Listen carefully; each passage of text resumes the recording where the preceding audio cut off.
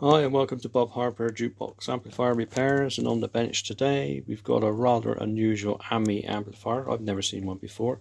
It's a model CC. It looks for all the world like the later DD model, but this is a far more weird amplifier than the later one. They obviously stripped a lot of the guts out of this one for the later model and just went for a more conventional amplifier with bass and treble controls and much simplified circuitry.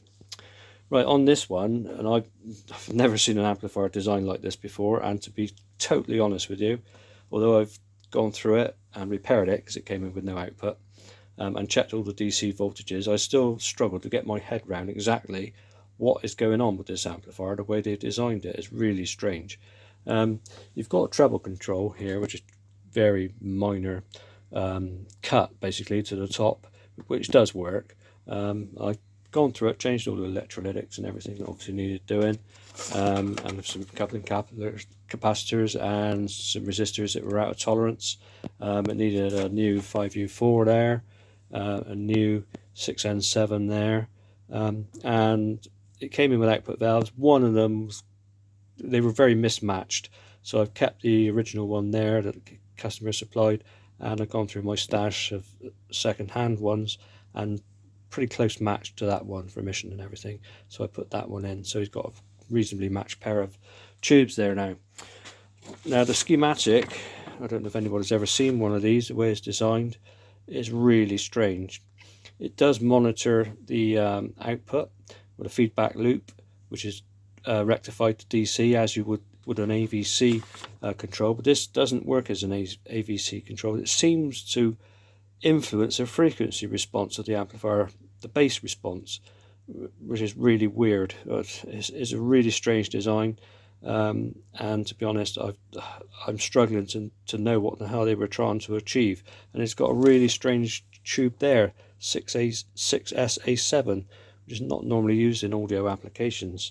So I just don't know what's going on with this thing. And the other thing is the volume control doesn't exactly attenuate the actual signal path. It's controlling voltage again, which is really strange. Yes, it is fed off through quite a big resistor. I forget what size it is now, quite a large one, off the HT rail. So yes, there is voltage here.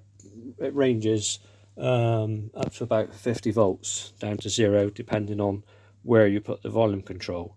So they are controlling the HT and the bias on these on this valve here. That's right, isn't it? Yes, on this valve here, and to some extent on this one. These ones, obviously the phase splitter and the rectifier, and obviously the output tubes are not affected. But anyway, I've got no reference to know how these work or how they should sound. I mean, it sounds pretty good now. The DC voltages are as the schematic, so that's a good clue that it's working as it should.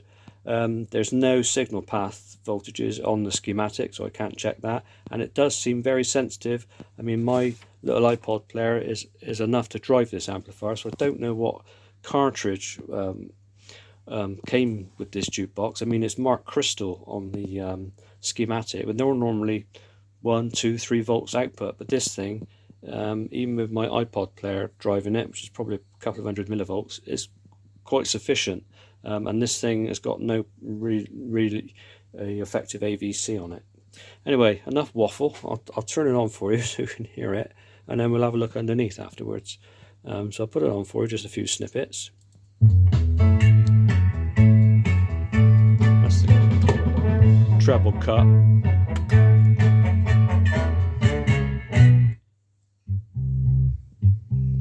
I mean, it sounds really nice, but it's just weird.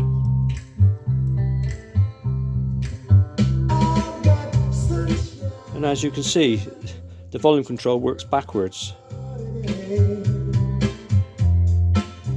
because they're not actually attenuating the signal, they're altering the voltage on the valves with that volume control.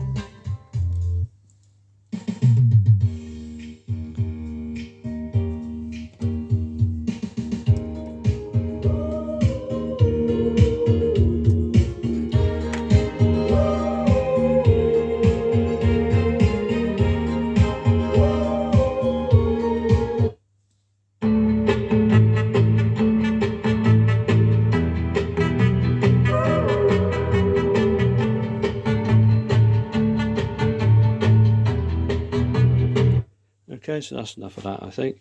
So what I'll do now, I'll stop the video and you can have a look underneath this rather weird amplifier.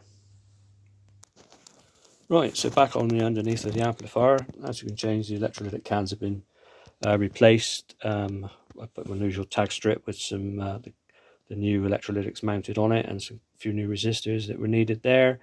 A couple of capacitors there, and quite a few resistors along here that were changed. Now, looking in this amp, you think, oh, there's not a lot in it. But this tag strip on the back of it, it's got loads of components. Obviously, you've got to take this tag strip out to replace them, or at least flip it over. So obviously that's all been done, which you can't actually see from the top. We've got a relay here.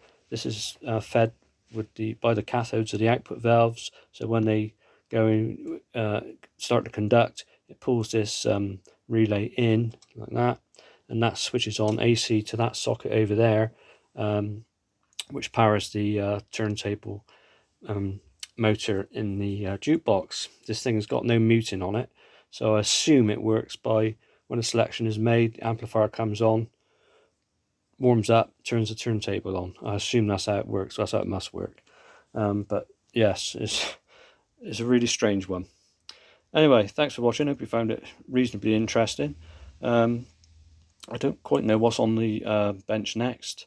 I've got a little Balami Junior coming in, the actual jukebox, for refurbishment, so I'll probably put a few videos up about that, and then the other amplifiers that came in at the same time or just before.